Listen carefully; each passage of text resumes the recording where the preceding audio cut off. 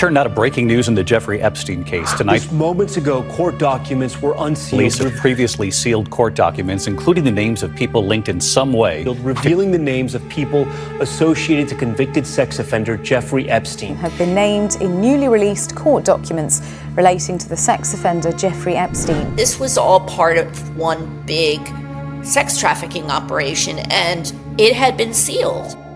In 2005, just 3 years after Jeffrey Epstein got called an international money man of mystery by a fancy magazine in New York, some serious accusations came up. They said Epstein did some inappropriate underage sex offending acts. This wasn't your usual crime. It was way more messed up. Today we're going to dig into how Epstein managed to dodge getting in trouble for over 10 years until they finally caught him. They include associates, friends, and alleged victims of the disgraced billionaire who died in jail 5 years ago.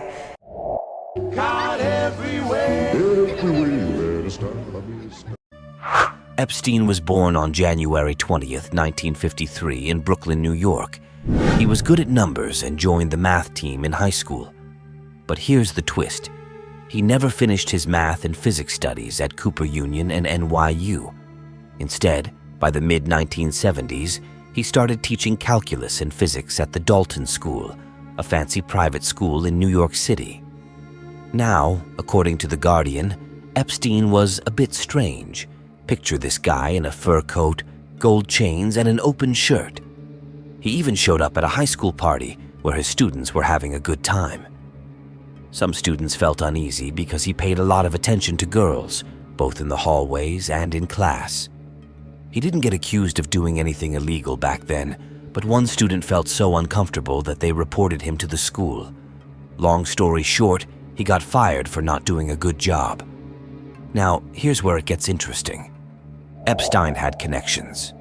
Through his students, he got linked to big-shot parents, like Ace Greenberg, a top guy at Bear Stearns, a company that targeted guys just like Epstein. You know, poor, smart, and really wanting to get rich quick. In 1976, Epstein got a job as a junior assistant at Bear Stearns, and by 1980, he was a senior partner. That's pretty fast, right? In 1981, he left Bear Stearns and started his own company called J. Epstein and Company. But here's the twist in his business.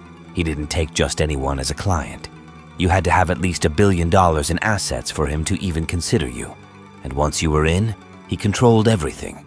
Your investments, taxes, and even your charity stuff.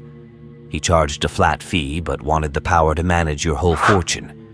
He had about 20 accountants, 150 staff for office work, and a few good-looking assistants to keep his schedule in check. But here's the kicker. Only Epstein made the decisions on where the money went. No one else could touch those accounts. Now, besides his business, Epstein liked collecting friends. Not just any friends, though. He wanted pals with power, especially in politics or science. He even built his house in Santa Fe after hanging out with a Nobel Prize-winning physicist. And then there were the political connections like Bill Clinton and Donald Trump, who both spoke highly of Epstein.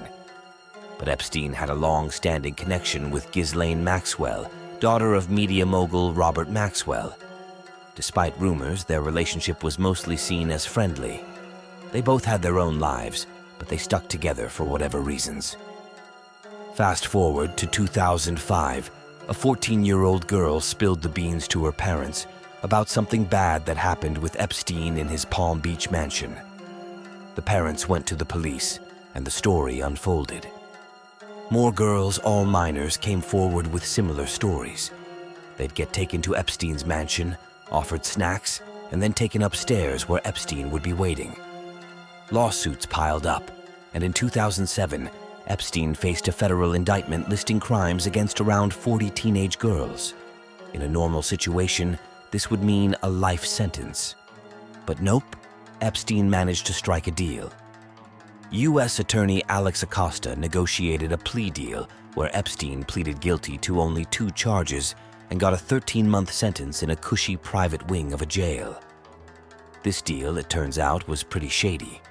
The victims weren't even told about it. Epstein got out after serving only 13 months, and his troubles seemed to vanish. Fast forward again to 2018. An investigative report came out claiming Epstein abused around 80 girls between 2001 and 2006. This sparked new interest, and in July 2019, Epstein got arrested on federal charges for sexual trafficking of minors. Things got worse for him. He was denied bail and sent back to jail. But on July 23, 2019, he was found dead in his cell, officially ruled a suicide. Now, even though Epstein's gone, the story didn't end there. Ghislaine Maxwell got arrested in 2020, facing charges related to the sexual trafficking of minors. The women Epstein hurt are still waiting for justice, and the whole mess has left them deeply messed up. One victim, Jennifer Arauz, said, "We have to live with the scars of his actions for the rest of our lives, while he will never face the consequences of the crimes he committed." So, yeah, it's a messed up story that keeps going, even though Epstein isn't around anymore. I would love to hear all about what you think about this nightmare of a story, especially with the Netflix documentary. And don't forget to subscribe, as we are going to be posting so much more about the creepiest stories that you never heard of. So stay around so you don't miss it.